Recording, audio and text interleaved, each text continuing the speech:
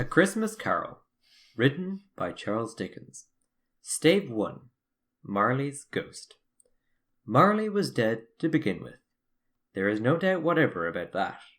The register of his burial was signed by the clergyman, the clerk, the undertaker, and the chief mourner. Scrooge signed it, and Scrooge's name was good upon change for anything he chose to put his hand to. Old Marley was as dead as a doornail. Mind, I don't mean to say that I know, of my own knowledge, what there is particularly dead about a doornail. I might have been inclined, myself, to regard a coffin-nail as the deadest piece of ironmongery in the trade, but the wisdom of our ancestors is in the simile, and my unhallowed hand shall not disturb it, or the country is done for. You will therefore permit me to repeat, emphatically, that Marley was as dead as a doornail. Scrooge knew he was dead? Of course he did. How could it be otherwise? Scrooge and he were partners for I don't know how many years. Scrooge was his sole executor, his sole administrator, his sole assign, his sole residuary legatee, his sole friend and sole mourner, and even Scrooge was not so dreadfully cut up by the sad event, but that he was an excellent man of business on the very day of the funeral, and solemnized it with an undoubted bargain. The mention of Marley's funeral brings me back to the point I started from. There is no doubt that Marley was dead. This must be distinctly understood, or nothing wonderful can come of the story I am going to relate. If we were not perfectly convinced that Hamlet's father died before the play began, there would be nothing more remarkable in his taking a stroll at night, in an easterly wind, upon his own ramparts, than there would be in any other middle-aged gentleman rashly turning out after dark in a breezy spot. Say St. Paul's churchyard, for instance, literally to astonish his son's weak mind. Scrooge never painted out old Marley's name. There it stood years afterwards, above the warehouse door, Scrooge and Marley. The firm was known as Scrooge and Marley. Sometimes people new to the business called Scrooge Scrooge, and sometimes Marley, but he answered to both names. It was all the same to him. Oh, but he was a tight-fisted hand at the grindstone, Scrooge. A squeezing, wrenching, grasping, scraping, clutching, covetous old sinner. Hard and sharp as flint, from which no steel had ever struck out generous fire. Secret and self-contained, and solitary as an oyster. The cold within him froze his old features, nipped his pointed nose, shriveled his cheek, stiffened his gait, made his eyes red, his thin lips blue, and spoke out shrewdly in his grating voice. A frosty rime was on his head, and on his eyebrows and his wiry chin. He carried his own low temperature always about with him. He iced his office in the dog days, and didn't thaw it 1 degree at Christmas. External heat and cold had little influence on Scrooge. No warmth could warm, no wintry weather chill him. No wind that blew was bitterer than he. No falling snow was more intent upon its purpose, no pelting rain less open to entreaty. Foul weather didn't know where to have him. The heaviest rain and snow and hail and sleet could boast of the advantage over him in only one respect. They often came down handsomely, and Scrooge never did. Nobody ever stopped him in the street to say, with gladsome looks, "My dear Scrooge, how are you? When will you come to see me?" No beggars implored him to bestow a trifle. No children asked him what it was o'clock. No man or woman ever once in all his life inquired the way to such and such a place of Scrooge. Even the blindsmen's dogs appeared to know him, and when they saw him coming on, would tug their owners into doorways and up courts, and then would wag their tails, as though they said, "No eye at all is better than an evil eye, dark master." But what did Scrooge care? It was the very thing he liked, to edge his way along the crowded paths of life, warning all human sympathy to keep its distance. Was what the knowing ones called nuts to Scrooge. Once upon a time, of all the good days in the year, on Christmas Eve, old Scrooge sat busy in his counting-house. It was cold, bleak, biting weather, foggy withal, and he could hear the people in the court outside go wheezing up and down, beating their hands upon their breasts, and stamping their feet upon the pavement stones to warm them. The city clocks had only just gone 3, but it was quite dark already. It had not been light all day, and candles were flaring in the windows of the neighbouring offices, like ruddy smears upon the palpable brown air.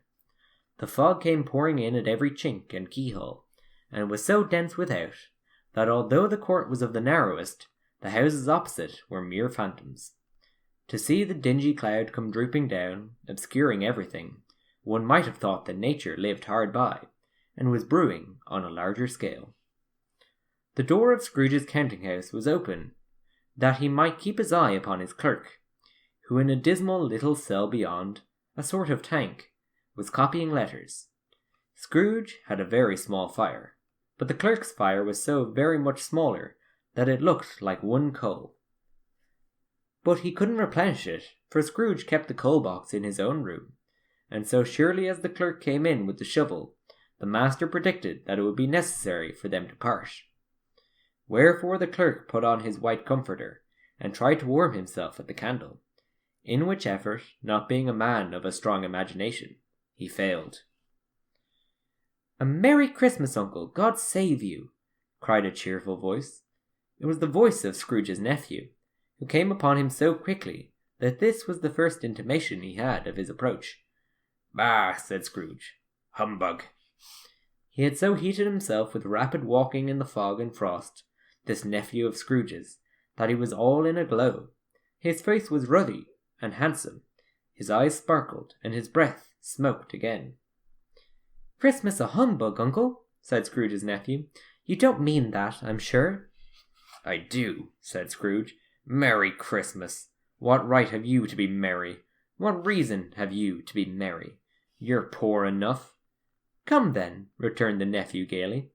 "What right have you to be dismal? What reason have you to be morose? You're rich enough." Scrooge, having no better answer ready on the spur of the moment, said "Bah!" again, and followed it up with "Humbug!" "Don't be cross, Uncle," said the nephew.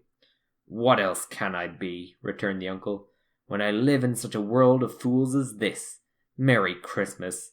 Out upon Merry Christmas!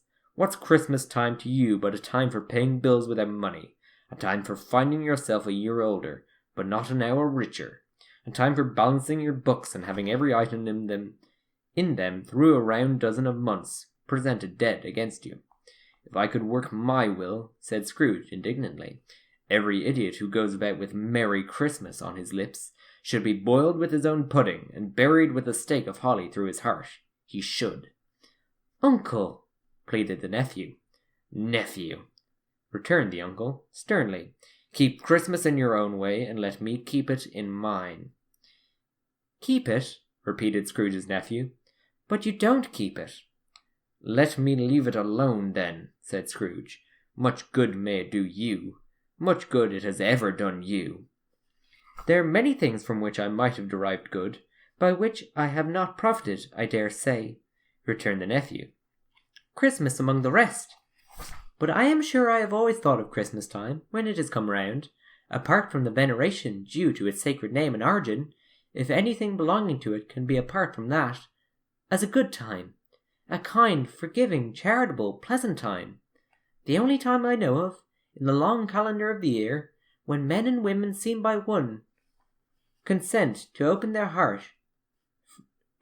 shut-up hearts freely, and to think of people below them as if they were really fellow passengers to the grave, and not another race of creatures bound on other journeys. And therefore, uncle, though it has never put a scrap of gold or silver in my pocket, I believe that it has done me good, and will do me good, and I say, God bless it." The clerk in the tank involuntarily applauded. Becoming immediately sensible of the impropriety, he poked the fire and extinguished the last frail spark forever. "Let me hear another sound from you," said Scrooge, "and you'll keep your Christmas by losing your situation. You're quite a powerful speaker, sir," he added, turning to his nephew. "I wonder you don't go into Parliament." "Don't be angry, uncle. Come, dine with us tomorrow." Scrooge said that he would see him. Yes, indeed he did. He went the whole length of the expression, and said that he would see him in that extremity first. "But why?" cried Scrooge's nephew. "Why?" "Why did you get married?" said Scrooge. "Because I fell in love. Because you fell in love, growled Scrooge, as if that were the only one thing in the world more ridiculous than a Merry Christmas. Good afternoon. Nay, uncle, but you never came to see me before that happened. Why give it as a reason for not coming now? Good afternoon, said Scrooge. I want nothing from you. I ask nothing of you. Why cannot we be friends? Good afternoon, said Scrooge. I am sorry with all my heart to find you so resolute. We have never had any quarrel, to which I have been a party. But I have made the trial in homage to Christmas, and I'll keep my Christmas humour to the last. So a Merry Christmas, uncle. Good afternoon, said Scrooge. And a Happy New Year. Good afternoon, said Scrooge. His nephew left the room without an angry word. Notwithstanding, he stopped at the outer door to bestow the greetings of the season on the clerk, who, cold as he was warmer than Scrooge, for he returned them cordially. There's another fellow, muttered Scrooge, who overheard him. My clerk, with 15 shillings a week and a wife and family, talking about a Merry Christmas. I'll retire to Bedlam. This lunatic, in letting Scrooge's nephew out, had let 2 other people in. They were portly gentlemen, pleasant to behold, and now stood with their hats off in Scrooge's office. They had books and papers in their hands, and bowed to him. Scrooge and Marley's, I believe, said one of the gentlemen, referring to his list. Have I the pleasure of addressing Mr. Scrooge or Mr. Marley? Mr. Marley has been dead these 7 years, Scrooge replied. He died 7 years ago, this very night. We have no doubt that his liberality is well represented by his surviving partner, said the gentleman, presenting his credentials. It certainly was, for they had been 2 kindred spirits. At the ominous word liberality, Scrooge frowned, and shook his head, and handed the credentials back. At this festive season of the year, Mr. Scrooge, said the gentleman, taking up a pen, it is more than usually desirable that we should make some slight provision for the poor and destitute, who suffer greatly at the present time. Many thousands are in want of common necessaries. Hundreds of thousands are in want of common comforts, sir. Are there no prisons? Asked Scrooge. Plenty of prisons, said the gentleman, laying down the pen again. And the Union workhouses? Demanded Scrooge. Are they still in operation? They are, still, returned the gentleman. I wish I could say they were not. The treadmill and the poor law are in full vigour, then, said Scrooge. Both very busy, sir. Oh, I was afraid from what you said at first that something had occurred to stop them in their youthful course, said Scrooge. I'm very glad to hear it. Under the impression that they scarcely furnish Christian cheer of mind or body to the multitude, returned the gentleman. A few of us are endeavouring to raise a fund to buy the poor some meat and drink and means of warmth. We chose this time because it is a time of all others when want is keenly felt and abundance rejoices. What shall I put you down for? Nothing, Scrooge replied. You wish to be anonymous? I wish to be left alone, said Scrooge. Since you ask me what I wish, gentlemen, that is my answer. I don't make merry myself at Christmas, and I can't afford to make idle people merry. I help to support the establishments I have mentioned. They cost enough, and those who are badly off must go there. Many can't go there, and many would rather die. If they would rather die, said Scrooge, they had better do it and decrease the surplus population. Besides, excuse me, I don't want that. But you might know it, observed the gentleman. It's not my business, Scrooge returned. It's enough for a man to understand his own business and not to interfere with other people's. Mine occupies me constantly. Good afternoon, gentlemen. Seeing clearly that it would be useless to pursue their point, the gentleman withdrew. Scrooge resumed his labours with an improved opinion of himself, and in a more facetious temper than was usual with him. Meanwhile the fog and darkness thickened so that people ran about with flaring links, proffering their services to go before horses and carriages, and conduct them on their way. The ancient tower of a church, whose gruff old bell was always peeping slyly down at Scrooge, out of a Gothic window in the wall, became invisible, and struck the hours and quarters in the clouds, with tremulous vibrations afterwards, as if its teeth were chattering in its frozen head up there. The cold became intense. In the main street at the corner of the court, some labourers were repairing the gas pipes, and had lighted a great fire in a brazier, round which a party of ragged men and boys were gathered, warming their hands and winking their eyes before the blaze in rapture. The water plug being left in solitude, its overflowing sullenly congealed, and turned to misanthropic ice. The brightness of the shops where holly sprigs and berries crackled in the lamp heat of the windows, made pale faces ruddy as they passed. Poulterers' and grocers' trades became a splendid joke, a glorious pageant, with which it was next to impossible to believe that such dull principles as bargain and sale had anything to do. The Lord Mayor, in the stronghold of the mighty mansion house, gave orders to his 50 cooks and butlers to keep Christmas as a Lord Mayor's household should, and even the little tailor, whom he had fined 5 shillings on the previous Monday for being drunk and bloodthirsty in the streets, stirred up tomorrow's pudding in his garret, while his lean wife and the baby sallied out to buy the beef. Foggier yet, and colder, piercing, searching, biting cold. If the good Saint Dunstan had but nipped the evil spirit's nose with a touch of such weather as that, instead of using his familiar weapons, then indeed he would have roared to lusty purpose. The owner of one scant young nose, gnawed and mumbled by the hungry cold, as bones are gnawed by dogs, stooped down at Scrooge's keyhole to regale him with a Christmas carol. But at the first sound of "God bless you, merry gentlemen, may nothing you dismay," Scrooge seized the ruler with such energy of action that the singer fled in terror, leaving the keyhole to the fog, and even more congenial frost. At length the hour of shutting up the counting-house arrived. With an ill will, Scrooge dismounted from his stool, and tacitly admitted the fact to the expectant clerk in the tank, who instantly snuffed his candle out and put it on his hat. "You'll want all day tomorrow, I suppose," said Scrooge. "If quite convenient, sir."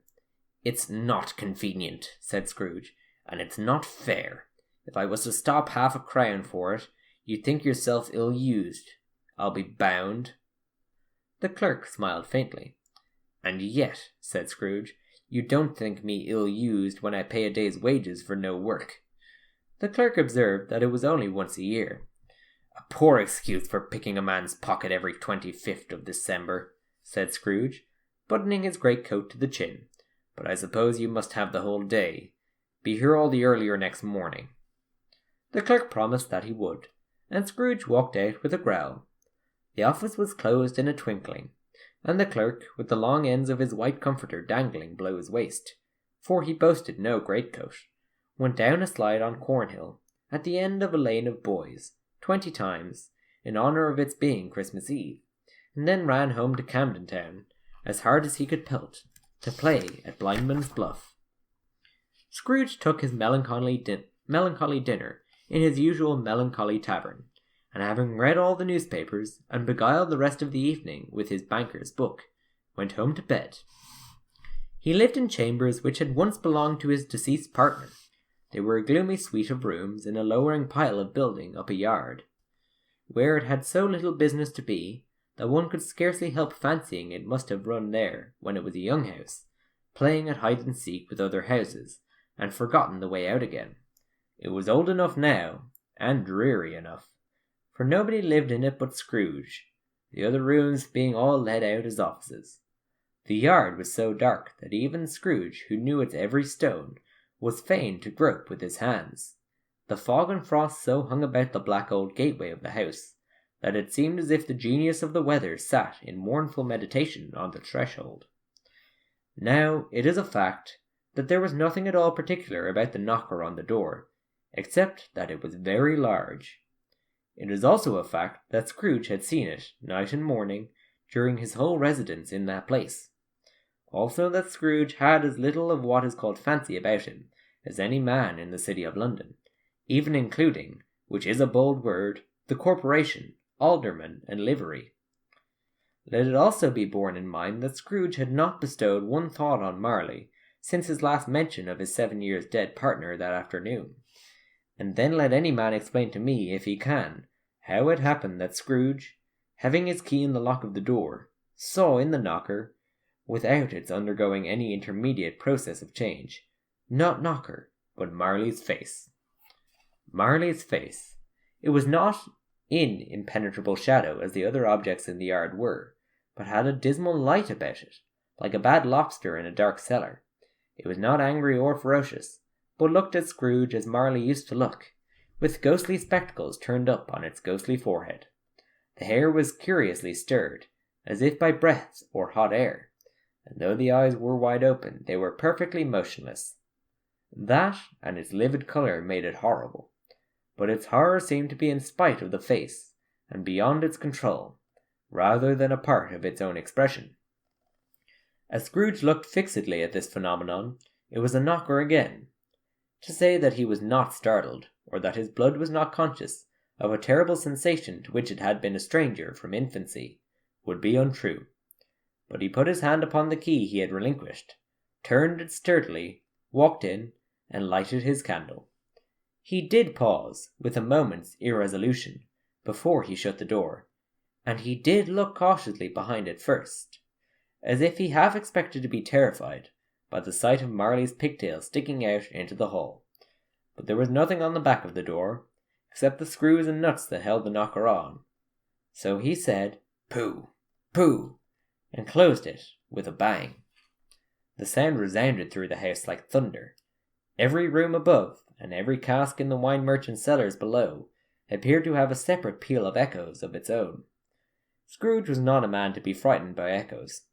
He fastened the door and walked across the hall, and up the stairs, slowly too, trimming his candle as he went. You may talk vaguely about driving a coach and six up a good old flight of stairs, or through a bad young Act of Parliament. But I mean to say you might have got a hearse up that staircase, and taken it broadwise, with the splinter bar towards the wall, and the door towards the balustrades, and done it easy. There was plenty of width for that, and room to spare, which is perhaps the reason why Scrooge thought he saw a locomotive hearse going on before him in the gloom. Half a dozen gas lamps out of the street wouldn't have lighted the entry too well, so you may suppose that it was pretty dark with Scrooge's dip. Up Scrooge went, not caring a button for that. Darkness is cheap, and Scrooge liked it. But before he shut his heavy door, he walked through his rooms to see that it was all right. He had just enough recollection of the face to desire to do that. Sitting room, bedroom, lumber room, all as they should be.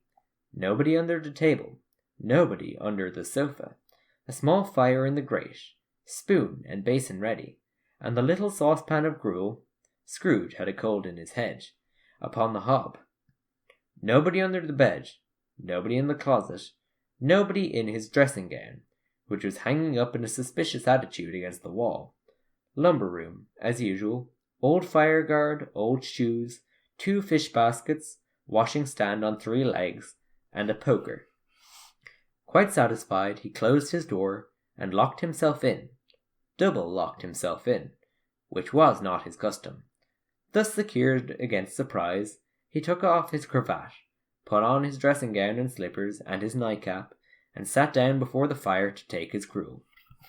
It was a very low fire indeed, nothing on such a bitter night. He was obliged to sit close to it and brood over it, before he could extract the least sensation of warmth from such a handful of fuel. The fireplace was an old one, built by some Dutch merchant long ago, and paved all round with quaint Dutch tiles, designed to illustrate the scriptures.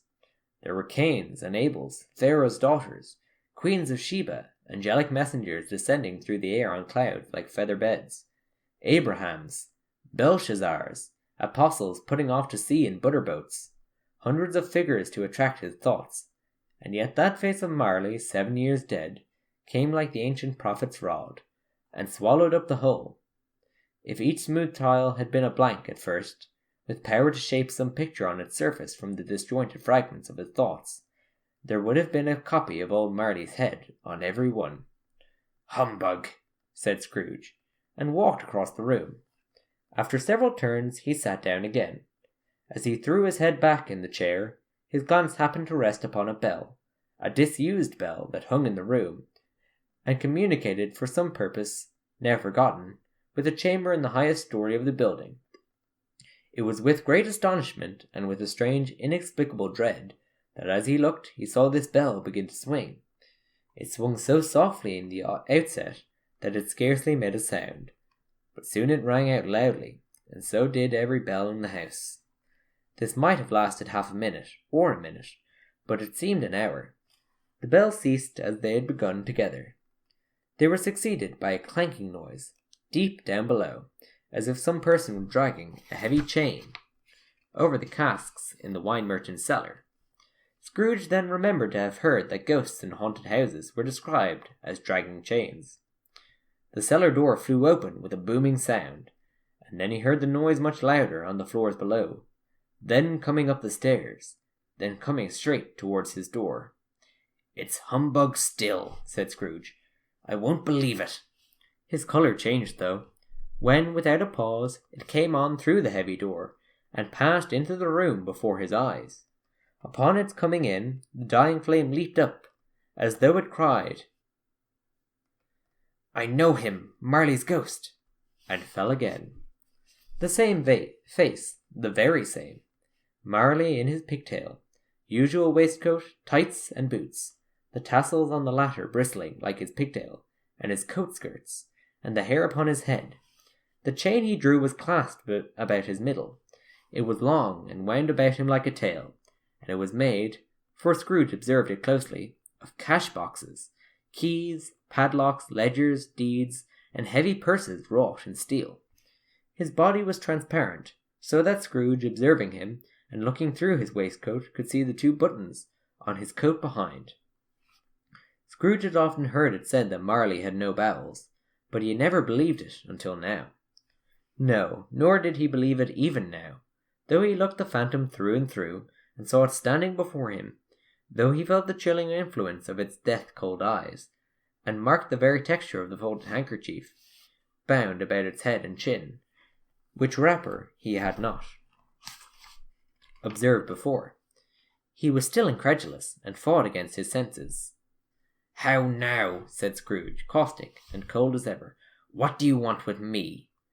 "Much," Marley's voice, no doubt about it. "Who are you?"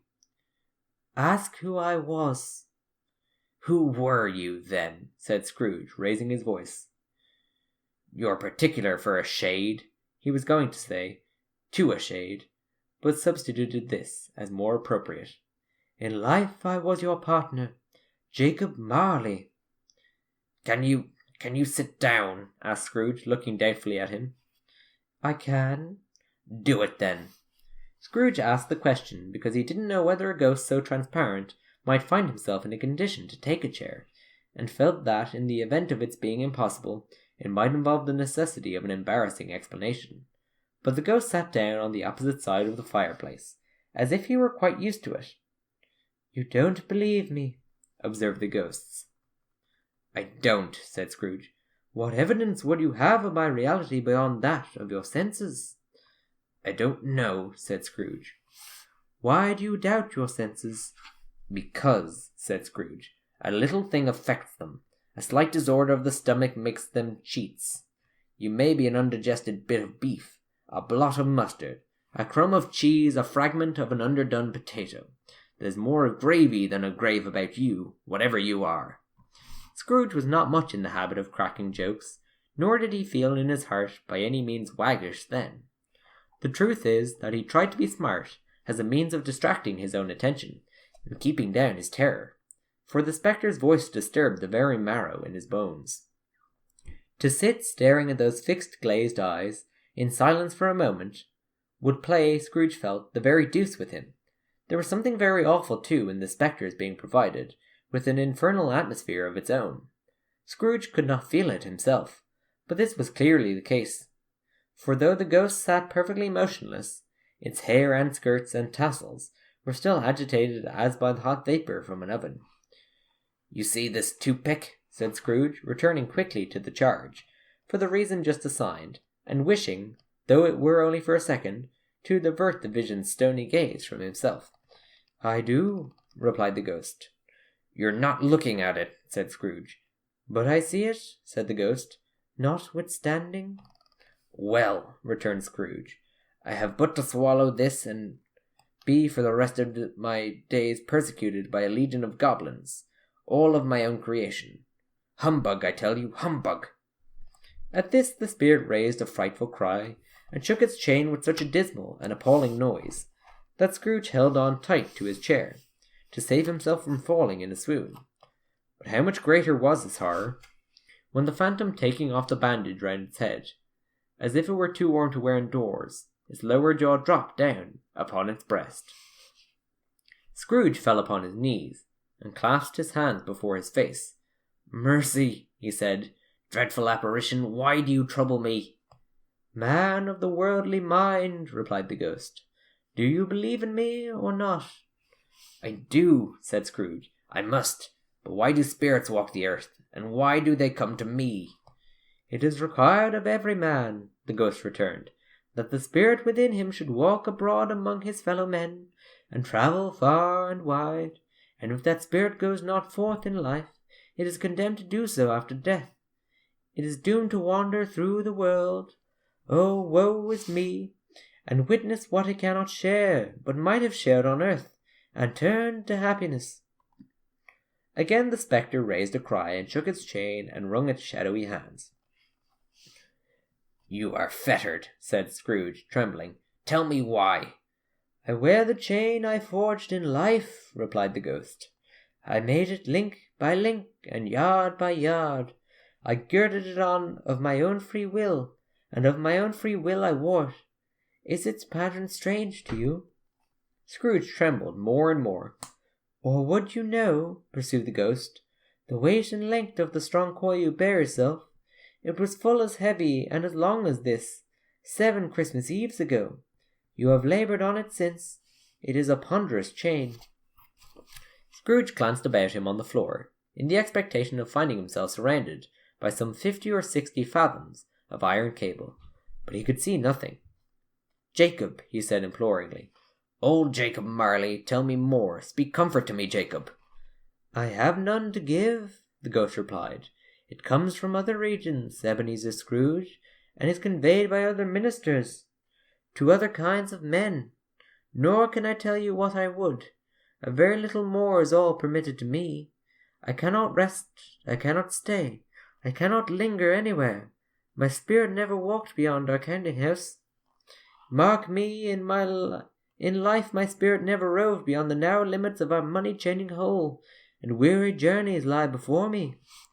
It was a habit with Scrooge, whenever he became thoughtful, to put his hands in his breeches pockets, pondering on what the ghost had said. So he did so now, but without lifting up his eyes or getting off his knees. "You must have been very slow about it, Jacob," Scrooge observed, in a business-like manner, though with humility and deference. "Slow," the ghost repeated. 7 years dead," mused Scrooge, "and travelling all the time." "The whole time," said the ghost. "No rest, no peace, incessant torture of remorse." "You travel fast?" said Scrooge. "On the wings of the wind," replied the ghost. "You might have got over a great quantity of ground in 7 years," said Scrooge. The ghost, on hearing this, set up another cry, and clanked its chain so hideously in the dead silence of the night, that the ward would have been justified in indicting it for a nuisance. "O captive, bound and double-ironed," cried the phantom, "not to know that ages of incessant labour my immortal creatures, for this earth must pass into eternity, before the good of which it is susceptible is all developed. Not to know that any Christian spirit working kindly in its little sphere, whatever it may be, will find its mortal life too short for its vast means of usefulness. Now to know that no space of regret can make amends for one's life opportunity misused. Yet such was I, oh, such was I." "But you were always a good man of business, Jacob," faltered Scrooge, who now began to apply this to himself. "Business!" cried the ghost, wringing his hands again. "Mankind was my business. The common welfare was my business. Charity, mercy, forbearance, and benevolence were all my business. The dealings of my trade were but a drop of water in the comprehensive ocean of my business." It held up its chain at arm's length, as if that were the cause of all its unavailing grief, and flung it heavily down upon the ground again.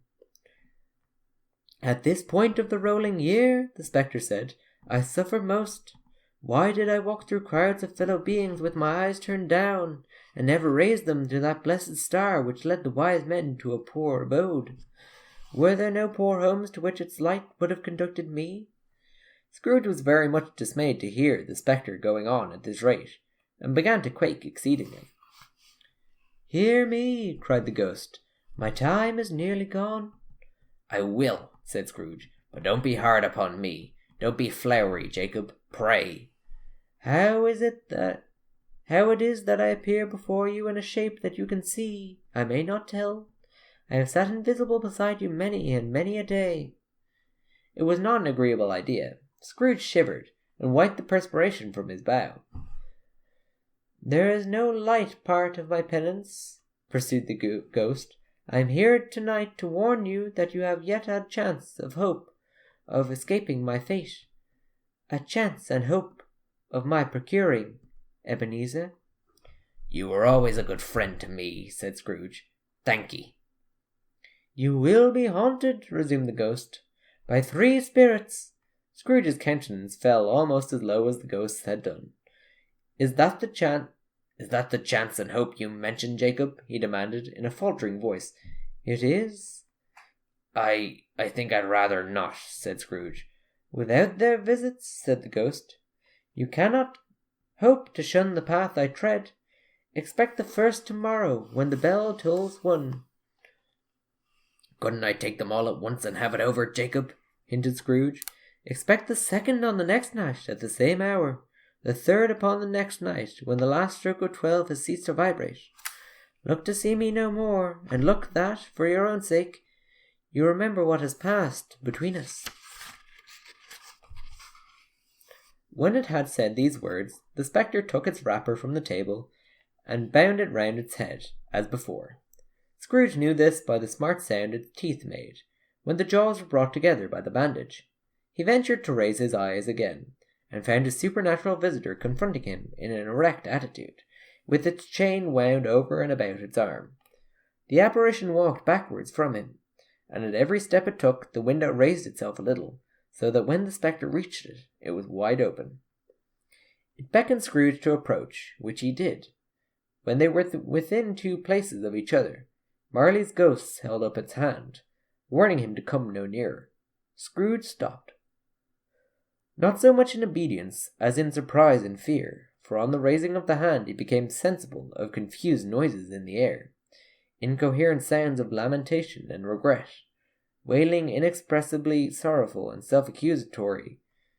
mournful, self-accusatory. The spectre, after listening for a moment, joined in the mournful dirge, and floated out upon the bleak, dark night. Scrooge followed to the window, desperate in his curiosity. He looked out. The air was filled with phantoms, wandering hither and thither in restless haste, and moaning as they went. Every one of them wore chains like Marley's ghosts. Some few, they might be guilty governments, were linked together. None were free. Many had been personally known to Scrooge in their lives.